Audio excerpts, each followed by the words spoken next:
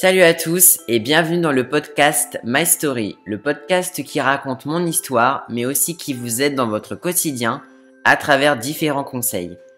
Je m'appelle Charles, je suis étudiant et créateur de contenu depuis maintenant 7 mois. J'ai toujours aimé m'exprimer sur certains sujets ou bien aussi raconter ma vie. J'ai créé ce podcast parce que je trouvais que tout simplement, ce format était beaucoup plus adapté au sujet que je vais aborder. N'hésitez pas si le podcast vous plaît à mettre un pouce bleu, à laisser un commentaire et à partager. Pour écouter le podcast, je vous invite à utiliser un casque ou bien des écouteurs pour une meilleure immersion. Je vous souhaite une bonne écoute. Pour ce nouvel épisode, j'avais envie de vous parler de ma vie en tant que créateur de contenu. Il faut savoir que quand on est youtubeur ou même quand on est sur d'autres réseaux comme TikTok, Instagram ou encore Twitch, eh bien, on a de nombreuses missions à réaliser. Je vous parle donc de toutes les missions que je fais au quotidien dans cet épisode. À cause de la crise sanitaire du Covid-19, de nombreuses personnes ont décidé de se lancer sur les réseaux, notamment sur Twitch, et aussi évidemment sur YouTube, Instagram ou encore TikTok. Pourquoi ? Parce que tout simplement, les déplacements étaient extrêmement limités lors des confinements. Et c'est pour ça que les personnes qui ne pouvaient pas sortir de chez eux cherchaient du réconfort, cherchaient du contact humain, bref, cherchaient à se changer les idées pour penser à autre chose qu'à la pandémie mondiale.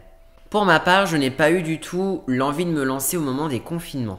Je me suis lancé sur les réseaux, comme vous le savez, au mois d'octobre 2021, donc ça fait quelques mois maintenant. Mais j'ai eu vraiment l'idée de me lancer sur les réseaux, on va dire au mois d'avril, mai 2021. On va dire ça a commencé à venir à ce moment-là. Moi, il faut savoir que je réalise pas mal de missions au quotidien.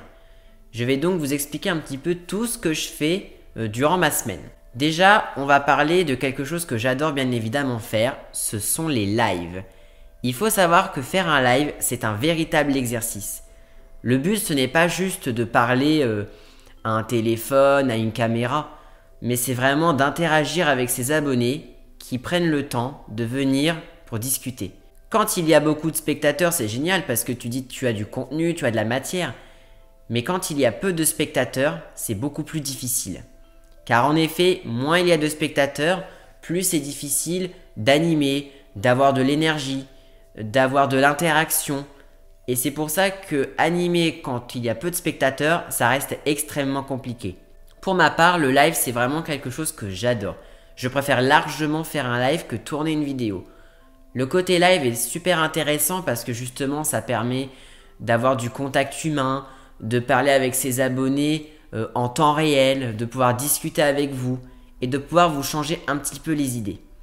C'est vraiment ça mon objectif en tant que créateur de contenu, c'est tout simplement de vous faire oublier vos problèmes, de penser à autre chose qu'au travail, qu'à vos cours. Mon objectif c'est simple, c'est de vous permettre de vous évader le temps d'une vidéo ou le temps d'un live par la pensée. Faire un live, c'est donc hyper compliqué, car justement il faut animer, mais il faut aussi faire très attention à ce qu'on emploie comme mot. Faire un live, c'est être naturel. Moi, je pense que j'ai toujours été naturel dans mes lives, mais bien évidemment, il faut faire très attention, notamment pour ma part, à ne pas dire de gros mots, à être toujours poli, à vraiment être naturel. C'est pour ça que faire un live, c'est un exercice qui est beaucoup plus difficile, car la seule différence par rapport à une vidéo, c'est qu'à une vidéo, il y a du montage, alors que là, c'est du direct et on ne peut pas revenir en arrière. C'est pour ça d'ailleurs que les lives, c'est pour moi très intéressant et j'ai décidé de créer les lives interactifs. Je me suis dit, les sondages, en tout cas l'outil sondage qu'on peut voir dans les chats YouTube, c'est très peu utilisé, je trouve, sur les réseaux. Et c'est pour ça que justement, j'ai créé les lives interactifs pour vous faire participer davantage. Je tiens une nouvelle fois dans ce podcast et à travers cet épisode à remercier mes abonnés qui sont toujours présents sur mes lives et qui m'envoient énormément de force. Il y a donc les lives, mais il y a aussi, le plus important également, c'est faire des vidéos. Comme je l'ai dit dans mon précédent épisode, tourner une vidéo, ce n'est pas si facile. Parler à une caméra, être à l'aise, ce n'est pas un exercice si évident. Lorsque l'on fait une vidéo, le tournage est assez rapide. Ce qui demande énormément de temps, c'est le montage. Le montage d'une vidéo peut prendre parfois plusieurs heures, voire même plusieurs jours, pour certains youtubeurs, voire plusieurs semaines, en fonction de l'importance de la vidéo. C'est pour ça que moi, mes montages me prennent quand même pas mal de temps. Attention, je suis pas du tout là pour dire que je suis un professionnel du montage, clairement pas, je suis pas du tout un expert. Mais en tout cas, j'essaye toujours de faire de mon mieux et de m'améliorer. Avant de commencer YouTube, je connaissais rien du tout au montage vidéo. Je savais pas du tout comment faire des montages, je savais pas du tout comment incruster une image, comment mettre le bouton s'abonner. Enfin, vraiment, j'étais un débutant parce que j'avais jamais appris à faire ça. Et vraiment, j'ai appris, j'ai regardé des tutos sur YouTube et maintenant je suis content parce que je me dis mes montages, je les trouve quand même pas si mal. Voilà. Mais évidemment, on peut toujours s'améliorer, on peut toujours faire mieux. Mais pour l'instant, je sais faire déjà pas mal de choses et j'ai envie que d'une chose, c'est de progresser et de vous proposer toujours de meilleurs montages. Une fois que le montage de la vidéo est terminé, c'est le moment de faire la miniature.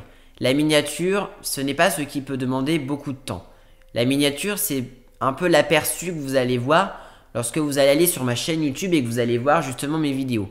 La miniature va justement vous permettre d'avoir, on va dire, un aperçu de la vidéo, de la thématique. Et la miniature, moi, comme je l'ai dit dans une vidéo, je l'ai fait sur Canva parce que je trouve que c'est un site internet hyper complet, gratuit et simple d'utilisation.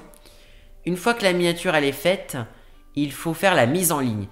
C'est-à-dire mettre la vidéo sur YouTube, mettre la description, les mots-clés, le référencement, mettre un bon titre. Bref, tout ça, ça demande aussi du temps. Quand tu mets une vidéo en ligne sur YouTube, tu te remets en question en permanence. On se remet en question, je dis on parce que c'est, je pense, les créateurs de contenu en général, mais on se remet en question en permanence. Quand on met une vidéo sur YouTube, on se dit est-ce que la vidéo va marcher? Est-ce que les abonnés vont apprécier? C'est le même sentiment que j'ai à chaque fois. À chaque fois que je publie une vidéo, j'ai ce sentiment où je me dis est-ce que ça va vous plaire? C'est vraiment pareil que pour le podcast. Quand j'ai créé le podcast My Story, je me suis dit c'est un pari parce que des gens ne vont peut-être pas apprécier, ça va peut-être pas marcher, ça va faire aucune vue ou ça va faire que très très peu de vues. Quand on met une vidéo en ligne sur YouTube, nos vidéos sont classées. Il y a un classement qui est effectué par rapport au nombre de vues. Si je mets par exemple une vidéo telle que par exemple je pense à ma vidéo un abonné contrôle ma vie pendant 24 heures, c'est une vidéo qui est restée peut-être vidéo 1 sur 10 pendant longtemps. Il y a des vidéos qui marchent moins, donc on est à plutôt 4 sur 10 ou 7 sur 10 pour certaines, alors que tu dis c'est une vidéo qui t'a pris pas mal de temps. Mais il faut toujours être satisfait de son contenu et moi je suis toujours heureux du contenu en tout cas que je partage avec vous sur les réseaux, que ce soit aussi bien au niveau des lives et au niveau de YouTube. J'essaie toujours de trouver de nouvelles idées de live parce que voilà, même si on fait que des live discussions, j'ai envie de prouver que même si on fait que des live discussions, on peut changer un petit peu avec des lives interactifs, des lives un petit peu plus chill. Voilà, et c'est ça exactement ce que j'ai envie. Et c'est pareil pour mes vidéos, c'est toujours vous proposer du contenu. Mais par contre, je ferai toujours du contenu qui me plaît à moi. Et ça, je pense que c'est l'essentiel.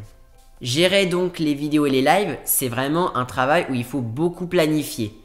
C'est pour ça que pour mes vidéos et pour mes lives, j'utilise énormément d'outils qui me permettent de planifier. Notamment, vous le savez, tous les dimanches à 20 h, je mets un planning dans l'onglet communauté de ma chaîne YouTube et je le partage aussi sur Instagram. Parce que justement, comme ça me permet moi aussi d'y voir plus clair et même vis-à-vis de vous, comme ça vous vous dites ah ok, je sais que tel jour il y a un live, tel jour il y a une vidéo. Ça permet au moins de mettre les choses un peu plus au clair.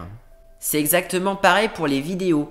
Pour les vidéos, j'ai pas envie de rentrer dans cette spirale infernale où je me dis il faut que je tourne la vidéo, il faut que je la monte et il faut que je la publie direct.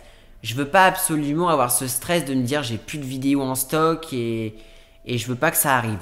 C'est pour ça que la majorité de mes vidéos que vous voyez, les tournages ont lieu en général 3 ou 4 semaines parfois avant que vous la voyez sur YouTube.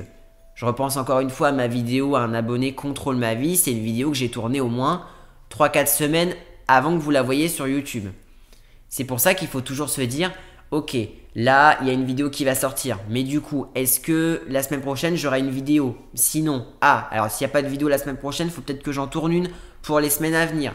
Parfois, au lieu d'une vidéo, je mets les shorts sondages que je mets sur Instagram. Parce qu'au moins, Je préfère vous mettre à la limite une petite vidéo comme ça qui dure 1 minute 30 que ne rien mettre. Au moins ça vous garde un petit peu de contact et ça permet voilà d'avoir toujours d'avoir toujours de l'interaction entre vous et moi. Et ça, je trouve ça cool. La communication, c'est donc hyper important quand on est sur YouTube et même quand on est sur d'autres réseaux. Que l'on soit aussi bien sur YouTube, Twitch, Insta ou TikTok ou d'autres réseaux, eh bien la communication, elle est essentielle. Il faut notamment prévoir, je sais pas, ça paraît tout bête, mais quand je mets une vidéo en ligne, il faut prévoir un post dans l'onglet communauté avec le lien pour que vous puissiez aller voir. Il faut aussi mettre une story pour dire que la vidéo elle est disponible. Il faut alimenter ses réseaux, par exemple l'onglet communauté, faut pas hésiter à mettre des posts régulièrement, à mettre des petits sondages. Il faut pas hésiter non plus sur Instagram, mettre des stories chaque jour pour un petit peu garder ce contact et vous partager un petit peu de positif. Enfin, la communication et la planification, c'est vraiment essentiel quand on est sur les réseaux. Moi, par exemple, je vous dis, je peux vous le dire, quand j'ai pris ma semaine de vacances, quand je prends une semaine off, en général, je publie mes vidéos, je les planifie à l'avance. Pareil pour les posts dans l'onglet communauté. Par exemple, pour les plannings de vidéos, le post, il est déjà créé au moins plusieurs jours à l'avance. Comme ça, voilà, j'ai pas ce stress de me dire « Ah mince, il faut que je mette le planning ». Ça sort automatiquement, je choisis le jour et l'heure de sortie. Et voilà, c'est tout automatique. Comme ça, c'est beaucoup plus simple. Quand je mets notamment aussi des vidéos sur YouTube, je suis pas forcément tout le temps chez moi le mercredi à 17 h. Parce que voilà, comme ça, au moins, j'ai pas ce stress. Et c'est vrai que faut toujours penser, quand tu mets une vidéo, faut mettre le lien, il faut faire une story, il faut mettre un post. Enfin, voilà, il y a beaucoup de choses quand même qu'il faut prendre en compte tout au long, justement, quand on est sur YouTube. Il y a aussi un côté énormément créatif que j'aime beaucoup sur YouTube. Le fait, voilà, d'explorer de nouvelles idées, de vidéos, de nouveaux lives, tout simplement pour rendre les gens un peu plus heureux, je trouve ça juste génial.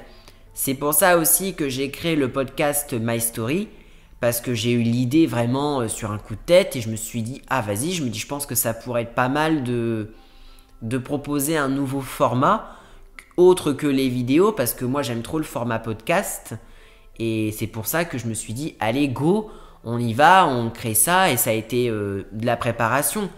Quand je tourne un épisode du podcast, je peux vous le dire, je suis pas là en train de lire un texte, j'ai juste à la limite des petits tirets pour m'aider. C'est exactement pareil que pour mes vidéos. Pour mes vidéos, je les écris pas forcément à l'avance. Peut-être qu'à la limite, je me dis dans ma tête, alors attends, l'introduction, comment je vais la faire, comment je vais aborder ça, et après le reste de la vidéo, ça va tout seul quoi. J'ai pas du tout un texte derrière moi ou un script pour me dire, faut que je pense à dire ça. Après, il y a des vidéos que j'ai tournées où là, ça nécessitait peut-être un petit peu plus d'aide. Quand j'ai tourné ma vidéo sur l'orientation scolaire, c'est une vidéo, j'avais pas de script, mais j'avais quand même une petite feuille derrière la caméra avec des tirets pour me dire « Ah, faut que je pense à oublier ça, faut que je pense à dire ça, faut que je pense à ne pas oublier de dire cette information, faut que je pense à dire ça. » Enfin, être youtubeur, voilà, c'est ça, c'est explorer de nouvelles idées, de nouveaux projets. Il y a énormément de youtubeurs aujourd'hui qui ont sorti des projets absolument incroyables. Il y en a qui ont sorti des livres, il y en a qui ont sorti des marques de vêtements, il y en a qui ont sorti des agendas, des cahiers de texte, des jeux mobiles, enfin... Il y a plein de choses aujourd'hui que les youtubeurs, on est capable de faire. Et en tout cas, moi, le podcast, c'est déjà pour moi un très beau projet dont je suis extrêmement fier. Et voilà, donc mon but, c'est voilà, d'offrir une meilleure expérience à mes abonnés avec de nouveaux projets, de nouvelles envies. Et c'est aussi inciter les personnes qui ne sont pas abonnées. Ceux qui ne sont pas encore abonnés, j'ai qu'une envie, c'est qu'ils viennent sur ma chaîne YouTube, qu'ils commentent mes vidéos. Voilà, mon but c'est ça, c'est qu'on soit de plus en plus nombreux et que ce soit toujours de plus en plus cool. Et même avec des abonnés avec qui je m'entends très bien, on crée des liens hyper cool. Et ça, j'en parlerai lors d'un prochain épisode. Mais en tout cas, c'est hyper cool. Et il y a une partie aussi, c'est vrai que je n'en ai pas parlé parce que voilà, il y a une partie aussi administrative que vous ne voyez pas forcément sur YouTube qui peut se faire. Par exemple, quand il faut faire des déclarations, quand il faut prévoir des trucs administratifs, voilà, ça reste une petite Bon, moi, à mon niveau, je vous avoue que c'est pas non plus quelque chose où je fais beaucoup. Et puis moi, actuellement, je suis en stage dans mon entreprise et tout ce que je fais au quotidien, bah, ça me plaît.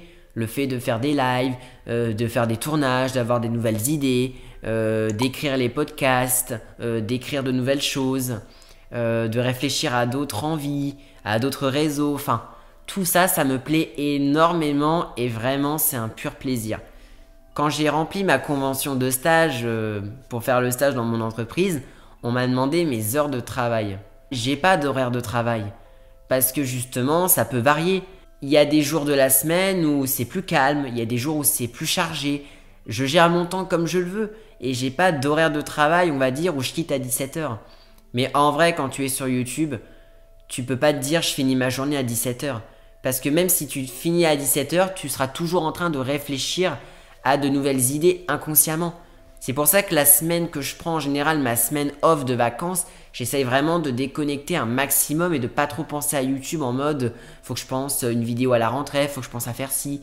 Voilà, mon objectif il est clair, c'est de me dire voilà, j'ai envie de me vider la tête. C'est un peu comme le travail que je fais pour ma chaîne. Alors moi je le considère pas ça comme ça, mais par exemple le samedi matin quand je fais un live, je peux considérer ça comme du temps de travail en soi, parce que je travaille pour ma chaîne, mais je considère vraiment pas que tout ce que je fais c'est du temps de travail. Quand je mets les sondages sur Instagram le dimanche soir, bah je me dis pas bah voilà c'est du temps de travail, pas du tout. Je me dis voilà c'est que du fun. Donc c'est pour ça c'est quand tu es sur les réseaux, tu n'as pas d'heure de travail pour moi parce que tu es toujours en train de réfléchir à des nouvelles idées et tout.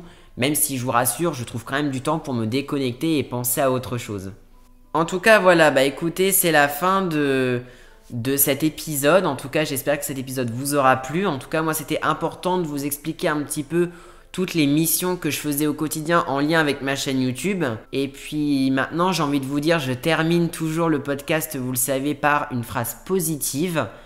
C'est le destin qui distribue les cartes, mais c'est nous qui les jouons. Je vous remercie de votre écoute et je vous dis à très vite. Merci d'avoir écouté cet épisode jusqu'à la fin. N'hésitez pas à laisser un commentaire pour me faire un retour. N'hésitez pas non plus à vous abonner et surtout à partager le podcast. Je vous remercie énormément pour votre écoute et je vous dis à très bientôt.